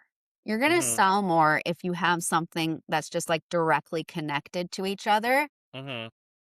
We don't need to get into flows and automations, but one of the biggest revenue drivers of email marketing are flows where you're set, like say someone's on your site and they're browsing your CSA, and because you have their email address, you automatically send them an email, or they get an automatic email that's like, hey, you're browsing our CSA. Here's the information about the CSA, overturning objections. Those are called flows, and those make money. Uh-huh. So in order to be able to have something like that, emails are being sent based on literally what people are doing on Uh-huh. your site or in your thing. That's where the big gold is with emails. And that's what I see a lot of people missing out on Uh-huh. when their platforms are all scattered. So that's like a long, techie. I know you didn't want like a long answer, but I really did want to make this point because it is important. I don't want people to feel overwhelmed, but if you take anything away from it, like just, see if you can keep things as simple as possible. In the long term, it's gonna make you. Yeah, yeah. Okay, well, no, that was I didn't want it to be short for shortness' sake. I wanted you to feel like if it was a short answer, you didn't have to give a long answer. So no, that was Very perfect. passionate about this because it is something that I see a lot, and I'm just like, I know it makes it harder for the business owner, and then it's also causing revenue leaks. Yeah, yeah. But it's also, I mean, I think just the fact it's important for people to know they can track revenue through Yeah. emails, and then then it's up to them to figure out how to set it up or work with somebody to set it up. But right, because that's gonna help you justify if you're like, why am I spending all this time on this? It's like you said, people might be making sales they don't even realize are from email. If they're not tracking it. And then I mean, the other part of that is the feedback loop. Is then like it's like you can just, let's say you're already sending emails. If you hook up the integration, you can just keep doing what you're doing for a while, kind of like establish what your baseline, like send an email, get X amount of sales, and then say like, let's make some changes. I don't know. Maybe sometimes you go backward. You make a change worse than before. You're like, okay, go back to what we were doing before, change something else. And I mean, the whole idea is to be able to see how effective your emails are so that you can do even better. Right. So the first part of that is just knowing how effective your emails are at selling. So, Yeah, I mean, everyone can set up a Google Analytics account. uh-huh. And your Google Analytics, if you set it up, like, and connect it to your website, it's going to get email traffic. You're going to be able to see that, Okay. So that's like bare bones what people can do, to see. Again, it depends on if you can connect it to your store, but at least you could see the traffic coming from email marketing for sure. But absolutely, Okay. in order to, marketing and selling is all about trying different things. You got to be willing to fail. You got to be willing to make mistakes. We're all going to do it. We're all going to make the wrong decision or try something that doesn't work.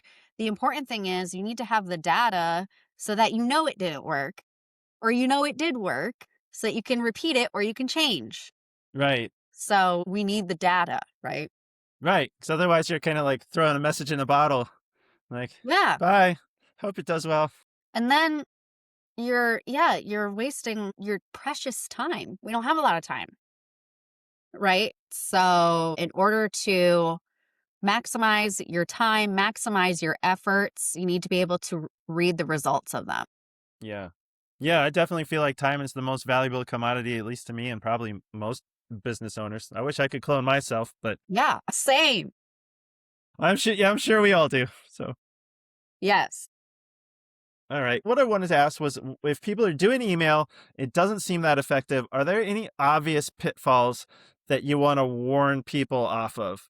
Yeah, I mean, if it's not working, it doesn't mean that it can't work for you. Uh-huh. So there's always a reason, right, why it's not working.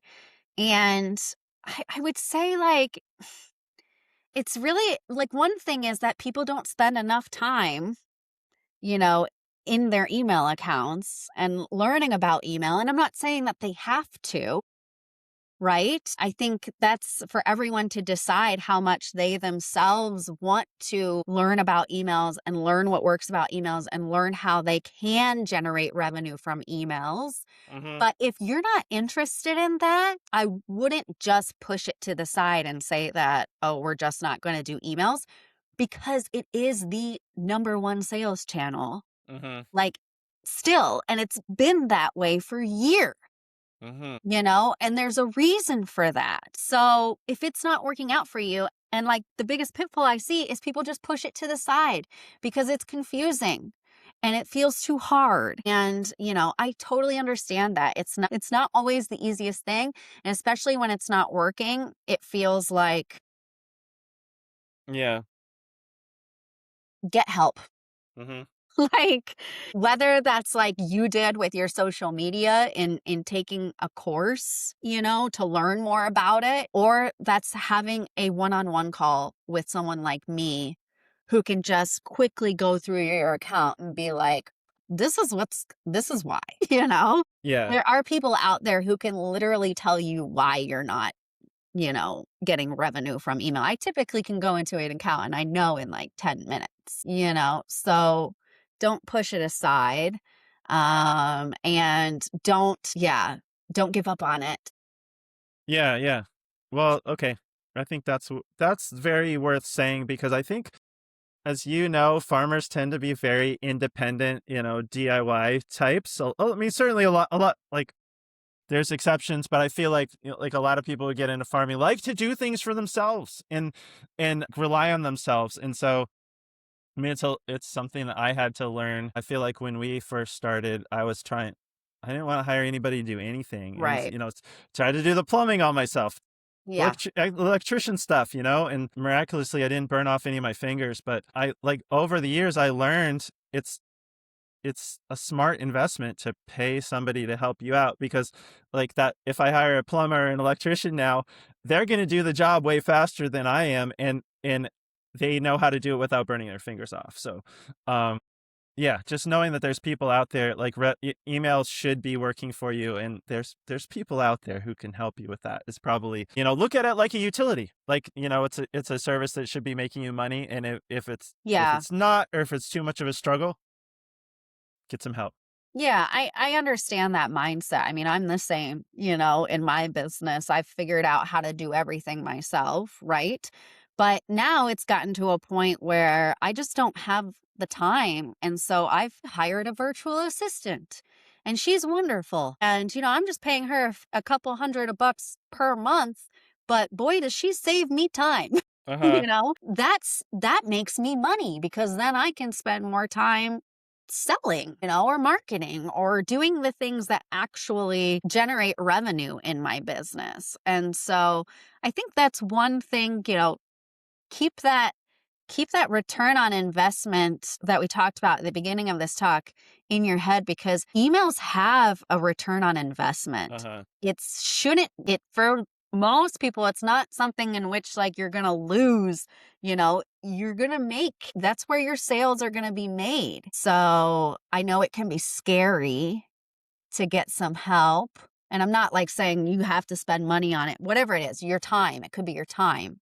Again, we're talking about don't just put it to the side, but there is a return and, yeah. So and yeah, time is money. And to me, it's worth it. But, I think we all have to come to terms to that Yeah. delegation as business owners in our own time. Yeah. We get to that point when we're ready.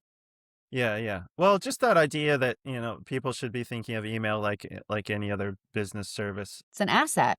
Yeah, it's an asset. That's what they say. They say like your email list is like your biggest, best asset because, Mm-hmm. that's your warmest leads. It's a direct connection to the people who are most likely to buy from you in your world right now. Yeah, yeah.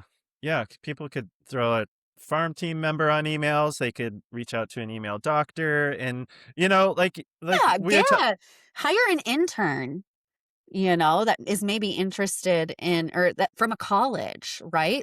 We have so many more options, I think, than we are aware of. And, there might be a college student out there that's interested in learning more about marketing, and that is gonna, you won't have to pay an arm and a leg for. Yeah. Yeah, that could be a good job for someone to do, Yeah. time or like if they get their store integrated with their email, then you can look at the return on those emails and Yes. say, am I spending more Yes. on the help with the emails or Yes. am I making more on the emails? And then Yeah. you can see if you're making more on the emails, it's a sound business decision to pay for the help. So Absolutely. Data will set you free and give you everything you need to make good decisions. yes, data. Okay. Well, Data. data. All right. Well, Angie, I've really enjoyed this conversation, and that's really what I had for questions for you. But I did want to ask if there's anything else that I should have asked you or that you'd like to say before we let you go. I don't know. I hope I made the case for spending time on emails. I hope I inspired people to send emails. And I would just say, again, really lean on the fact that you can be yourself. Actually, when you are more yourself in your email, when you email people like they are a friend and like you already know them and they already know you, that's when we see the best results. Yeah. Pressure down. Yeah. You don't Yeah. have to be anything you're not. You don't have to be, your emails don't have to be perfect. You don't have to show up a certain way. You don't have to have the best design. You don't even need to have any design. It really can be anything that you want it to be. And the more that you really lean into that, the better results you're going to have. Yeah, right on. Just be yourself. Actually, that's a really good point. I think I heard that one time of like, don't fall into like corporate email voice, don't like, I think that's almost like a paradigm, we almost like drop into different voices as writers, when you're like, I'm going to send a serious email now. And you have this like serious email tone. And it's like, luckily our audience is mostly not big corporate businesses, Mhm. I think they're, like you were saying, like the day in the life content is like people, I don't think that people expect their farmer to have a corporate email voice. I think sometimes I think I've fallen into that trap of feel like need to have like serious email subject line or whatever. And just like you said, just be yourself. Yeah, just be yourself. And you know what? We're getting enough of those corporate emails in our inbox. You can stand out and be different and have engagement by being different, by not being a corporate email. That's what's going to attract people to your emails. Yeah, yeah. But I feel you. Yeah. We all sit down to write an email and all of a sudden we feel like we need to be this different version of ourselves. And that's why I say it takes practice. It Yeah. really does. Even for me, I would write emails I could write emails for other people. It's so easy. But then when I started my own business, I had to go through the same thing my clients go through. And that was good for me because then it really helped, me be a better leader for my clients. But we all have to kind of find our email voice. And the only way you do that is just by keep doing it. Yeah. Practice. Practice makes better. Yeah, right on. All right. Well, get out there, people. Send your emails so you get better at them over time. And Angie, where can people find you online or social media or wherever you want people to look you up? And if you want to, go ahead and say what particular services you're offering right now too, because at this point, people maybe, I know you talked about a little bit, but I'm not sure if you like gave the full constellation of what you do. So Yeah. let us know.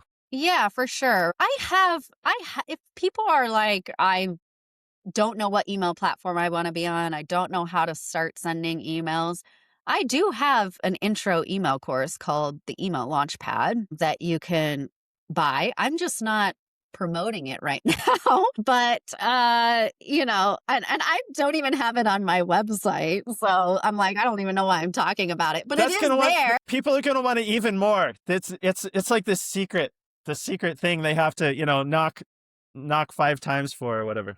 Andrew, I just did a whole website redo, like I'm just like every business owner where it's like I've got a long list of things I need to do, and putting Email Launchpad on my website is one of them. But yeah, the best thing that if you're interested in Email Launchpad, I would say the other best service that I can provide is an email audit for people who have been emailing, who aren't seeing results, who maybe like don't know how to connect to their integrations and, want to understand where their revenue is linking, all that stuff, why emails aren't working, then I would suggest an email audit. Mm-hmm. But you can find me at my website at eteriusemailstudio.com. That's ETEREAS, emailstudio.com. And on Instagram, I'm hanging out on Instagram every day. I like to pop up on Instagram stories, talk to people, So feel free, you can DM me on there at Angie Machado _. So I'm sure if you type in my name, because I do have a lot of farmers who are following me, I'm sure I'll pop up. Yeah. Somehow. They'll find you. Okay. Yeah, they'll find me. All right. Well, there you go. There you go, people. That's what you need to know. Angie, you're awesome. I've really enjoyed this conversation so much. Thanks. It's, Me too. Given me some things to think about for growing for market, but also I think it's given, people a lot to think about for their farm businesses too. So I appreciate you taking the time to sit down and talk with us. I think it'll be helpful. Thank you. Thanks for having me. I've also loved the conversation. And I really hope people, got some inspiration and motivation to send those emails. That's what I'm here to do. Yeah. I think they did. I certainly feel a little like reinvigorated for my whole Yes. email. So, all right, folks, you heard Angie. Send those emails. You'll get better. And thank you. I really appreciate it, Angie.